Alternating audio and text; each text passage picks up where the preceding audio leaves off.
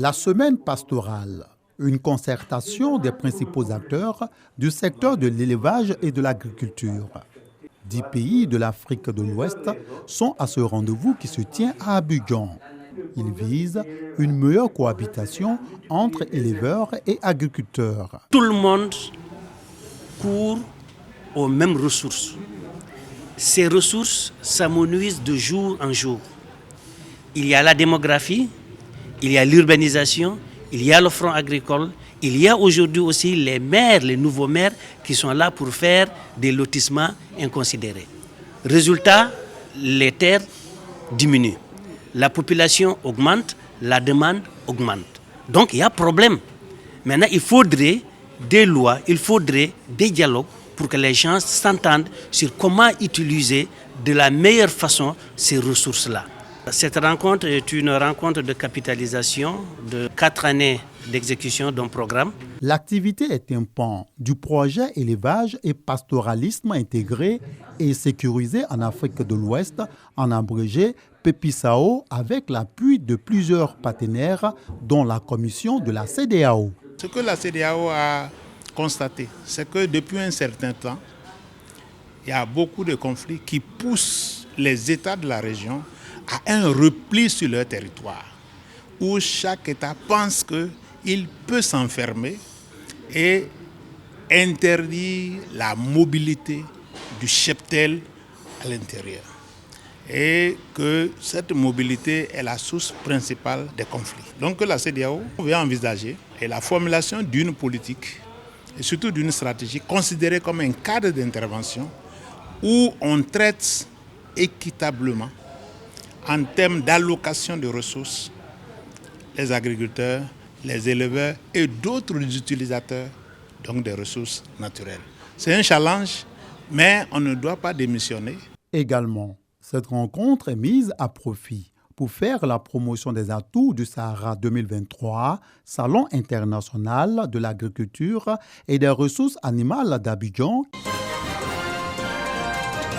Depuis 2013, la Côte d'Ivoire et l'Union européenne travaillent à l'élaboration d'un cadre commercial secteur forêt-bois traçable et légal. Un instrument a été pour cela mis en œuvre, le système national de vérification de la légalité et de la traçabilité du bois, impliquant, outre le groupe de travail, à dédier la participation du secteur privé et de la société civile. Nous avons pu influencer quelquefois les débats pour la prise en compte des intérêts des communautés, surtout des communautés riveraines des forêts.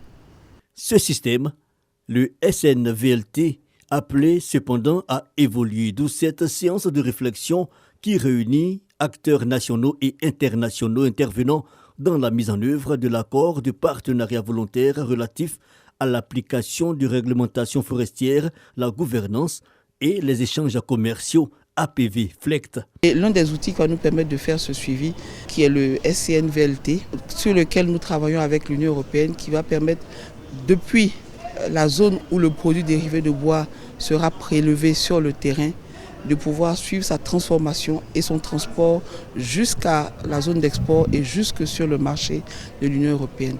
Et cet outil-là, c'est un outil qui est informatisé, mais qui prend en compte différents paramètres, donc qui fait intervenir différents acteurs pour lesquels donc, nous avons besoin que l'outil soit fonctionnel et connu de tous. Notons que le SNVLT, deuxième version ainsi présentée aux parties prenantes pour analyse, est un pas important vers l'aboutissement du processus qui sera matérialisé en 2024 par la mise en œuvre de l'APV FLECT. Fin de l'autoroute Tiébissou-Bouaké.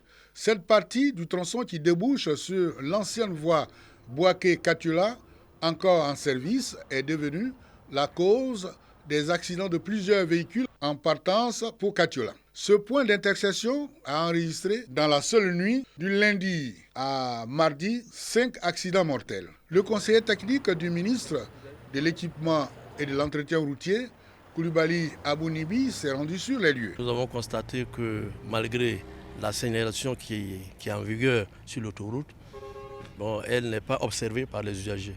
C'est ce qui fait qu'ils sont surpris par la fin de l'autoroute. Pour pallier d'éventuels accidents, le ministère de l'Équipement et de l'Entretien routier renforce davantage les panneaux de signalisation et les dos d'âne. Des initiatives dans le strict respect du code de la route. Le ministre a donné des instructions à ses services de renforcer cette signalisation. Déjà à partir de 5 km du carrefour, on signale la fin de l'autoroute. Ensuite, à 2 km, on signale la fin de l'autoroute. Et on commence à mettre des bandes rugueuses, au moins, pour obliger les usagers à freiner avant d'arriver au carrefour. Et on fait la même chose sur la A3 pour ceux qui viennent de Bouaké. Une autoroute, c'est vrai, c'est une route à grande vitesse, mais en même temps, elle est régie par des règles. Donc il faut qu'ils observent de façon stricte la réglementation qui est en vigueur sur l'autoroute. L'autoroute du Nord qui part d'Abidjan pour Bouaké a traversé la ville de Bouaké d'environ 20 km.